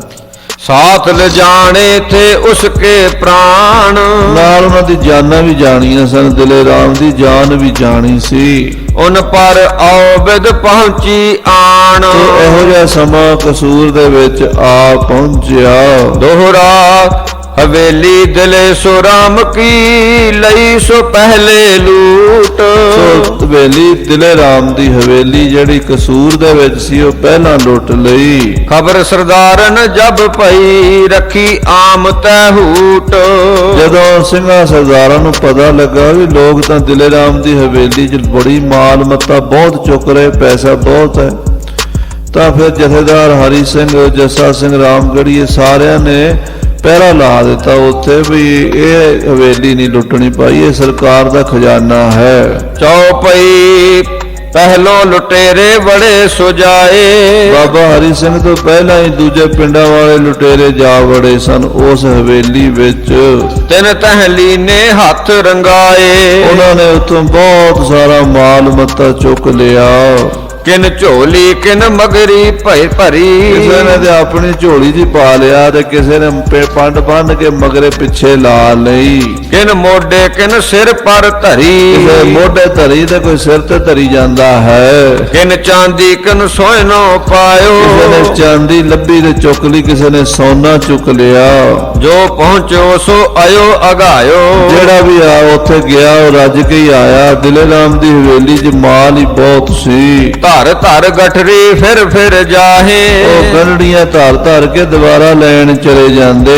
ਕਈਨ ਤੇ ਲੈ ਸਰਦਾਰ ਕਬਜਾ ਹੈ। ਇਹ ਸਰਦਾਰ ਖੋਹ ਲੈਂਦੇ ਉਹਨਾਂ ਦੇ ਕੋਲੋਂ, ਕਈਆਂ ਦੇ ਕੋਲੋਂ। ਤਬੈ ਸਰਦਾਰਨ ਯੋਂ ਲੱਖ ਲਈ। ਸਰਦਾਰਾਂ ਨੂੰ ਪਤਾ ਲੱਗਿਆ ਵੀ ਇੱਥੇ ਤਾਂ ਬਹੁਤ ਮਾਲ ਪਿਆ ਹੈ, ਇਹਾਂ ਦੌਲਤ ਕਿਤ ਇਕੱਠੀ ਪਈ। ਇੱਥੇ ਕਿਦੋਂ ਵੱਡਾ ਹੀ ਖਜ਼ਾਨਾ ਇਕੱਠਾ ਕਰਕੇ ਰੱਖਿਆ ਹੋਇਆ ਜਾਪਦਾ ਹੈ। ਖੋਹੀ ਖੋਹਾ ਖੋਹੀ ਕਿਛ ਸਰਦਾਰਨ ਕਰੀ। ਉੱਥੇ ਸਿੰਘਾਂ ਸਰਦਾਰਾਂ ਵਿੱਚ ਵੀ ਖੋਆ ਖਾਈ ਹੋ ਗਈ, ਸਭ ਖੋਹ ਲਿਆ ਉਹਨਾਂ ਨੇ। ਇਵ ਸਰਦਾਰਨ ਕਿਛ ਹੱਥ ਪਰੀ। ਉਹ ਮਾਇਆ ਕੁਝ ਪੈਸਾ ਕੁਝ ਸੋਨਾ ਚਾਂਦੀ ਸਰਦਾਰਾਂ ਦੇ ਹੱਥ ਚੜ ਗਿਆ। ਸਰਦਾਰਨ ਤੇ ਭੀ ਰੱਖੀ ਨਾ ਗਈ। ਸਰਦਾਰਾਂ ਕੋਲੋਂ ਵੀ ਸਾਂਭੀ ਨਹੀਂ ਗਈ। ਫੌਜ ਸਰਦਾਰਨ ਪਾਸ ਨਾ ਰਹੀ। ਸਰਦਾਰਾਂ ਦੀ ਫੌਜ ਵੀ ਸਰਦਾਰਾਂ ਤੋਂ ਪਰੇ ਹੋ ਗਈ, ਦੂਰ ਹੋ ਗਈ। ਆਪੋ ਆਪਸੋ ਲੁੱਟਣ ਗਈ। ਆਪੋ ਆਪਣੀ ਫੌਜ ਵੀ ਲੁੱਟਣ ਚਲੀ ਗਈ। ਇਸ ਤਰ੍ਹਾਂ ਦੀ ਹਾਲਤ ਬਣ ਗਈ ਉੱਥੇ। ਅਕੇਲਨ ਤੇ ਨ ਆਮ ਹਟਈ। ਹੁਣ ਸਰਦਾਰਾਂ ਕੋਲੋਂ ਵੀ ਆਮ ਫੌਜ ਰੁਕਦੀ ਨਹੀਂ ਹੁੰਦੀ। ਜਦੋਂ ਲੁੱਟਮਾਰ ਦਾ ਮਸਲਾ ਆ ਜਾਂਦਾ, ਜਿਹਦਾ ਹੱਥ ਜੋ ਆਉਂਦਾ ਲੈ ਜਾਂਦਾ ਹੈ। ਦੋਹਰਾ ਫੌਜ ਲੁੱਟ ਸਭ ਰਾਜ ਮੁੜੀ ਪਾਸ ਆਈ ਸਰਦਾਰਨ ਕੇਰ। ਜਦੋਂ ਫੌਜ ਸਾਰੀ ਲੁੱਟ ਕੇ ਵਾਪਸ ਸਰਦਾਰਾਂ ਕੋਲ ਆਈ, ਦੱਬੀ ਕੁੱਟੀ ਜੋ ਰਹੀ ਲਈ ਸਰਦਾਰਨ ਘੇਰ। ਦੱਬੀ ਕੁੱਟੀ ਸੀ ਫੌਜ ਜਿਨ੍ਹਾਂ ਕੋਲ ਸੀਗਾ, ਸਰਦਾਰਾਂ ਨੇ ਘੇਰ ਲੈ ਲਿਆ। ਉਹ ਇੱਥੇ ਰੱਖੋ ਸਾਰਾ, ਤੁਸੀਂ ਕਿੱਥੇ ਲੈ ਕੇ ਜਾਓਗੇ, ਤੁਹਾਨੂੰ ਤਨਖਾਹ ਦੇ ਦਿਆਂਗੇ, ਹਿੱਸਾ ਦੇ ਦਿਆਂਗੇ, ਉਹ ਸਾਰੀ ਮਾਇਆ ਥੋੜਾ ਤੈਨੂੰ ਦੇਣੀ ਹੈ। ਏਦਾਂ ਉੱਥੇ ਫਿਰ ਗੱਲ ਬਣ ਗਈ ਕਸੂਰ ਦੇ ਵਿੱਚ। ਚੌਪਈ ਰਾਮਗੜੀਏ ਆਓ ਮਿਸਲ ਕਨਈਏ। ਰਾਮਗੜੀਏ ਤੇ ਕਨਈਆ ਦੀ ਮਿਸਲ ਸੀ। ਕਨਈਆ ਸਾਧ ਸੰਗਤ ਜੀ ਜਿਹੜਾ ਮਹਾਰਾਜਾ ਰਣਜੀਤ ਸਿੰਘ ਦੀ ਸੱਸ ਹੋਈ ਹੈ ਨਾ ਸਦਾ ਕੌਰ, ਉਹ ਕਨਈਆ ਦੀ ਮਿਸਲ ਚ ਰਾਣੀ ਹੋਈ ਹੈ। ਉਹਦਾ ਪਤੀ ਗੁਰਬਖਸ਼ ਸਿੰਘ ਸੀ ਤੇ ਸਦਾ ਕੌਰ ਦਾ ਸਹੁਰਾ ਜੈ ਸਿੰਘ ਉਸ ਵੇਲੇ ਪੰਥ ਦਾ ਆਗੂ ਸੀਗਾ ਜਦੋਂ ਦੀ ਇਹ ਗੱਲ ਹੈ। ਤੇ ਕਨਈਆ ਦੀ ਤੇ ਰਾਮਗੜੀਆਂ ਦੀ ਥੋੜੀ ਆਪਸ ਵਿੱਚ ਜਾਣ ਪਛਾਣ ਸੀ। ਇਹ ਦੋਵਾਂ ਦਾ ਬਟਾਲੇ ਦਾ ਇਲਾਕਾ, ਬਟਾਲੇ ਪਹਿਲਾਂ ਰਾਮਗੜੀਆਂ ਦਾ ਰਾਜ ਰਿਹਾ ਤੇ ਬਾਅਦ ਵਿੱਚ ਕਨਈਆ ਦਾ ਉੱਥੇ ਹੀ ਰਾਜ ਰਿਹਾ। ਸਦਾ ਕੌਰ ਸਾਰੀ ਉਮਰ ਬਟਾਲੇ ਰਹੀ ਹੈ, ਉੱਥੇ ਉਹਦੀ ਹਵੇਲੀ ਹੁਣ ਵੀ ਮੌਜੂਦ ਹੈ। ਕਰਤ ਡੇਰੇ ਤੇ ਇੱਕ ਥਾਂ ਵਈਏ। ਇਹ ਦੋਵੇਂ ਮਿਸਲਾਂ ਕਨਈਏ ਤੇ ਰਾਮਗੜੀਏ ਨੇੜੇ ਨੇੜੇ ਡੇਰਾ ਕਰਦੇ ਸੀ, ਇਕੱਠਾ ਹੀ ਲੰਗਰ ਪਕਾਉਂਦੇ ਤੇ ਖਾਂਦੇ ਸੀ। ਅੱਧੋ ਅੱਧੀ ਆਈ ਚੀਜ਼ਾਂ ਕਰੈ। ਜਿਹੜੀ ਚੀਜ਼ ਲੁੱਟਮਾਰ ਇਹਨਾਂ ਨੂੰ ਦੋਵਾਂ ਮਿਸਲਾਂ ਨੂੰ ਮਿਲਦੀ ਸੀ, ਰਾਮਗੜੀਏ ਤੇ ਕਨਈਏ ਅੱਧੀ ਅੱਧੀ ਵੰਡ ਲਿਆ ਕਰਦੇ ਸਨ। ਇਮ ਕਰ ਉਨ ਵੱਡ ਮਤਲਬ ਸਰੈ। ਇਹਨਾਂ ਦਾ ਕੰਮ ਸਰ ਜਾਂਦਾ ਸੀ ਦੋਵਾਂ ਮਿਸਲਾਂ ਦਾ, ਕਨਈਆ ਮਿਸਲ ਦਾ ਤੇ ਰਾਮਗੜੀਆ ਮਿਸਲ ਦਾ। ਲੰਗਰ ਵੀ ਇਕੱਠਾ ਹੁੰਦਾ ਸੀ ਲਗਭਗ, ਤੇ ਲੁੱਟਮਾਰ ਇਕੱਠੀ ਕਰਕੇ ਵੰਡ ਲੈਂਦੇ ਸਨ। ਜਿਮ ਕਰ ਉਨ ਕੋ ਹੋਏ ਰਹਿਓ ਮੇਲ। ਇਸ ਤਰ੍ਹਾਂ ਕਰਕੇ ਉਹਦਾ ਮੇਲ ਸੀ। ਉਹਦਾ ਇੱਕ ਕਾਰਨ ਹੋਰ ਵੀ ਸੀ, ਸੋ ਸੁਣਾਉ ਉਨ ਕੋ ਖੇਲ। ਕਾਰਨ ਜਿਹੜੀ ਜਾਣ ਪਛਾਣ ਸੀ, ਨੇੜਤਾ ਸੀ, ਭਾਈਚਾਰਾ ਸੀ ਦੋ ਮਿਸਲਾਂ ਦਾ। ਕਨਈਏ ਕਾਨੇ ਗਾਉਂ ਜ਼ਮੀਂਦਾਰ। ਜਿਹੜੇ ਕਨਈਏ ਸੀ ਉਹ ਕਾਨੇ ਪਿੰਡ ਦੇ ਜ਼ਿਮੀਂਦਾਰ ਸਨ, ਜੱਟ ਸਨ। ਤਰਖਾਣ ਰਾਮਗੜੀਏ ਨਾਨਕਵਾਰ। ਰਾਮਗੜੀਏ ਜੱਸਾ ਸਿੰਘ ਤਰਖਾਣ ਦੇ ਉੱਥੇ ਨਾਨਕੇ ਸਨ। ਇਮ ਕਰ ਇਨ ਉਨ ਬਣੀ ਸੇ ਬਣੀ ਥੀ ਇਸ ਸਿਆਨ। ਕਰਕੇ ਇੱਕ ਦੂਜੀ ਨੂੰ ਜਾਣਦੇ, ਜੱਸਾ ਸਿੰਘ ਦੀ ਤੇ ਜੈ ਸਿੰਘ ਦੀ ਇਸ ਤਰ੍ਹਾਂ ਜਾਣ ਪਛਾਣ ਸੀ ਵੀ ਉਹ ਜੱਸਾ ਰਾਮਗੜੀਏ ਦਾ ਉੱਥੇ ਨਾਨਕੇ ਸਨ ਤੇ ਜੈ ਸਿੰਘ ਦਾ ਉਹ ਜੱਦੀ ਪਿੰਡ ਸੀ। ਰਹਿ ਇਕੱਤਰ ਇਤੇ ਪਛਾਨ। ਤੇ ਇਸ ਕਰਕੇ ਇਹ ਦੋਵਾਂ ਪਿੰਡਾਂ ਕਾਨੇ ਤੋਂ ਕਨਈਆ ਮਿਸਲ ਪਈ ਨਾ, ਕਨਈਆ ਤੋਂ ਫਿਰ ਕਨਈਆ ਪੰਜਾਬੀ ਚ ਕਹਿ ਦਿੰਦੇ ਆ। ਕਾਨੇ ਪਿੰਡ ਦਾ ਸੀ ਜੈ ਸਿੰਘ। ਤੇ ਇਸੇ ਤਰ੍ਹਾਂ ਹੀ ਸਾਧ ਸੰਗਤ ਜੀ ਉੱਥੋਂ ਦੇ ਦੋਤੇ ਸਨ ਜੱਸਾ ਸਿੰਘ ਰਾਮਗੜੀਏ, ਜਾਣ ਪਛਾਣ ਨੇੜਤਾ ਰੱਖਦੇ ਸਨ। ਦਿਲੇ ਰਾਮ ਕੋ ਪੁੱਤਰ ਵੱਡ ਜੋ। ਜਿਹੜਾ ਦਿਲੇ ਰਾਮ ਦਾ ਪੁੱਤਰ ਸੀਗਾ ਉਹਦੀ ਹਵੇਲੀ ਨੂੰ ਜਦੋਂ ਘੇਰਾ ਪਾਇਆ, ਨਜ਼ਰ ਬੰਦ ਕਰ ਲੀਨੇ ਸੋ। ਉਹਨਾਂ ਨੂੰ ਘੇਰ ਲਿਆ, ਨਜ਼ਰਬੰਦ ਕਰ ਲਿਆ, ਕੈਦ ਕਰ ਲਿਆ ਸਿੰਘਾਂ ਨੇ। ਉਸ ਕੋ ਮਾਲ ਜੋ ਬਚ ਪਰਿਓ। ਉਹਦਾ ਜਿਹੜਾ ਮਾਲ ਬਚਿਆ ਸੀ ਦਿਲੇ ਰਾਮ ਦੇ ਪੁੱਤਰ ਦਾ, ਦਉ ਮਿਸਲ ਰਲ ਜਪ ਤਹਿਤ ਕਰਿਓ। ਉਹ ਦੋਵਾਂ ਮਿਸਲਾਂ ਨੇ ਜ਼ਬਤ ਕਰ ਲਿਆ, ਰਾਮਗੜੀਆਂ ਨੇ ਤੇ ਕਨਈਆ ਨੇ। ਜਿੰਨਾ ਦਿਲੇ ਰਾਮ ਦਾ ਮਾਲ ਸੀਗਾ ਉਹ ਆਪਣੇ ਕਬਜ਼ੇ 'ਚ ਕਰ ਲਿਆ। ਦੋਹਰਾ ਪਕੜ ਮਾਤ ਉਸ ਦੇ ਦੁੱਖ, ਸਭ ਧਨ ਲਿਓ ਪੁੱਛਾਏ। ਦਿਲੇ ਰਾਮ ਦੇ ਕੋਲੋਂ, ਉਹਦੇ ਪੁੱਤਰ ਕੋਲੋਂ ਸਾਰਾ ਮਾਲ ਪੁੱਛ ਲਿਆ ਵੀ ਕਿੱਥੇ ਕਿੱਥੇ, ਸਾਰਾ ਉਹਨੇ ਦੱਸ ਦਿੱਤਾ। ਜਿਸ ਦਸੈ ਤਿਸ ਫੜੈ ਤੁਰਤ, ਇਮ ਤਿਨ ਦਿਓ ਮਰਵਾਏ। ਇਸ ਤਰ੍ਹਾਂ ਸਾਧ ਸੰਗਤ ਜੀ ਦਿਲੇ ਰਾਮ ਦਾ ਪੁੱਤਰ ਰਾਮਗੜੀਆਂ ਦੇ ਹੱਥੋਂ ਮਾਰਿਆ ਗਿਆ। ਜਿਹਨੂੰ ਮਾਰਦੇ ਕੁੱਟਦੇ ਪੁੱਛਦੇ ਰਹੇ ਉਹ ਦੱਸਦਾ ਰਿਹਾ ਉਹ ਮਾਰਿਆ ਗਿਆ। ਚੌਪਈ ਧਰਿਓ ਤਰਾਇਓ ਉਨ ਕੱਢ ਦਿਓ। ਜੋ ਕੁਝ ਧਰਿਆ ਧਰਾਇਆ ਸੀ ਦਿਲੇ ਰਾਮ ਦੇ ਪੁੱਤਰ ਨੇ ਕੱਢ ਕੇ ਵੀ ਦਿੱਤਾ ਰਾਮਗੜੀਆਂ ਨੂੰ। ਇਮ ਕਰ ਉਸ ਹੀ ਕੋ ਜਿਉ ਗਇਓ। ਪਰ ਇਹਨਾਂ ਨੇ ਉਹਨੂੰ ਛੱਡਿਆ ਨਹੀਂ, ਮਾਰ ਦਿੱਤਾ, ਜਾਨ ਤੋਂ ਮਾਰ ਦਿੱਤਾ। ਉਸ ਕੋ ਲਾਗੀ ਜਿੰਦ ਪਿਆਰੀ। ਜਾਨ ਪਿਆਰੀ ਸੀ ਵਿਚਾਰੇ ਨੂੰ ਤਾਂ ਦੱਸੀ ਜਾਂਦਾ ਸੀ। ਦੀਨੀ ਉਨ ਕੱਢ ਦੌਲਤ ਸਾਰੀ। ਉਹਨੇ ਸਾਰੀ ਦੌਲਤ ਕੱਢ ਕੇ ਦੇ ਦਿੱਤੀ ਰਾਮਗੜੀਆਂ ਨੂੰ ਤੇ ਕਨਈਆ ਨੂੰ। ਉਨ ਜਾਣਿਓ ਮੰਗ ਕੇ ਖਾਉ। ਉਹਨੇ ਸੋਚਿਆ ਵੀ ਜਾਨ ਬਚ ਗਈ, ਮੰਗ ਕੇ ਖਾ ਲਾਂਗੇ, ਪਰ ਜਾਨ ਤਾਂ ਬਚੇ ਕਿ ਮੈਂ ਜਿਵੇਂ ਮੈਂ ਔਰ ਕਮਾਉ। ਜਾਂ ਹੋਰ ਕਮਾ ਲਾਂਗਾ ਤੇ ਜ਼ਿੰਦਗੀ ਰਹਿ ਜਾਵੇਗੀ ਤੇ ਬੰਦਾ ਕਮਾਈ ਵੀ ਕਰ ਲੈਂਦਾ, ਤੇ ਜ਼ਿੰਦਗੀ ਚਲੀ ਜਾਵੇ ਪੈਸਾ ਕੀ ਕਰਨਾ। ਜਿੰਦ ਬਚਾ ਤੋ ਧਨ ਹੋਏ ਔਰ। ਤੇ ਜਾਨ ਬਚ ਗਈ ਪੈਸਾ ਤਾਂ ਹੋਰ ਆ ਜਾਂਦਾ ਹੈ, ਪੈਸਾ ਤਾਂ ਆਉਣ ਜਾਣ ਵਾਲੀ ਚੀਜ਼ ਹੈ। ਰੱਖੀ ਜਿੰਦ ਉਨ ਜਿਤ ਕਿਤ ਤਾਰ। ਉਹਨੇ ਕਾਫੀ ਸਮਾਂ ਜਾਨ ਬਚਾਈ, ਇਹਨਾਂ ਨੂੰ ਪੈਸੇ ਦਿੱਤੇ। ਜਿੰਦ ਰਹਿ ਤੋ ਤੀਰਥ ਜਾਉ। ਜੇ ਕਹਿੰਦਾ ਅੱਜ ਜਾਨ ਬਚ ਗਈ ਤੇ ਤੀਰਥਾਂ ਤੇ ਚਲਾ ਜਾਵਾਂਗਾ। ਜਿੰਦ ਰਹੇ ਹਰ ਭਗਤ ਕਮਾਉ। ਜੇ ਜਾਨ ਬਚੀ ਭਗਤੀ ਕਰ ਲਾਂਗਾ ਤੀਰਥਾਂ ਤੇ ਜਾ ਕੇ। ਜਿੰਦ ਰੱਖੀ ਉਨ ਇਸੈ ਵਿਚਾਰ। ਵਿਚਾਰ ਕੇ ਉਹਨੇ ਜਾਨ ਬਚਾਉਣ ਦੀ ਕੋਸ਼ਿਸ਼ ਕੀਤੀ। ਸੋ ਪਾਪਨ ਉਨ ਦੀਨੋ ਮਾਰ। ਪਰ ਪਾਪੀਆਂ ਨੇ, ਭਾਈ ਰਤਨ ਸਿੰਘ ਜੀ ਕਹਿੰਦੇ ਆ ਵੀ ਜਿਹੜਾ ਬੰਦਾ ਜਾਨ ਬਚਾਉਣ ਲਈ ਤੁਹਾਨੂੰ ਪੈਸੇ ਦੇ ਰਿਹਾ, ਤੁਸੀਂ ਉਹਦੇ ਕੋਲ ਲੈ ਕੇ ਉਹਦੀ ਜਾਨ ਤਾਂ ਨਾ ਲਓ। ਇਹਨਾਂ ਨੇ ਉਹਨੂੰ ਵੀ ਮਾਰ ਦਿੱਤਾ, ਪੈਸਾ ਵੀ ਲੈ ਲਿਆ, ਉਹਦੀ ਜਾਨ ਵੀ ਲੈ ਲਈ, ਜਿਹਦੇ ਕਰਕੇ ਫਿਰ ਇਹਨਾਂ ਦਾ ਤਪ ਤੇਜ ਘਟ ਗਿਆ ਸਿੰਘਾਂ ਦੇ ਵਿੱਚ। ਫਿਰ ਕਹਿੰਦੇ ਆ ਵੀ ਇਹ ਬਦਨਾਮ ਹੋ ਗਏ। ਜਿਮ ਉਨ ਮਾਰਿਓ ਤਿਮ ਮੈਂ ਕਹੂੰ। ਜਿਵੇਂ ਉਸ ਨੂੰ ਮਾਰਿਆ ਉਹ ਦੱਸਦੇ ਹਨ। ਦਗਾ ਕੀਓ ਜਿਮ ਤਿਮ ਲਿਖਵੋ ਹਾਂ। ਜੋ ਦਗਾ ਕਰਕੇ ਮਾਰਿਆ ਉਹ ਲਿਖਦੇ ਹਨ। ਲੋਭ ਲਹਿਰ ਮੈਂ ਜਿਮ ਰੁੜ ਗਏ। ਲੋਭ ਲਹਿਰ ਜਿਹੜੀ ਲਾਲਚ ਦੀ ਨਦੀ ਹੈ ਇਹਦੇ ਵਿੱਚ ਰੁੜ ਗਏ ਰਾਮਗੜੀਏ ਸਰਦਾਰ ਦੇ ਭਰਾ।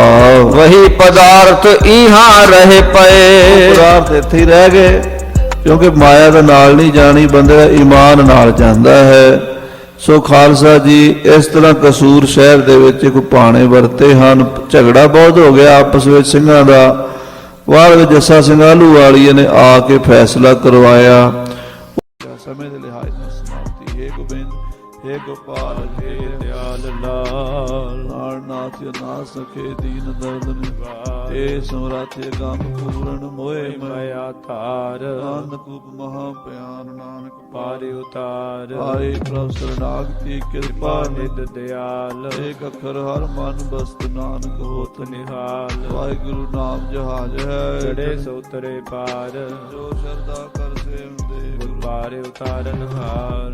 ਵਾਹਿਗੁਰੂ ਜੀ ਕਾ ਖਾਲਸਾ, ਵਾਹਿਗੁਰੂ ਵਾਹਿਗੁਰੂ ਜੀ ਕੀ ਫਤਿਹ।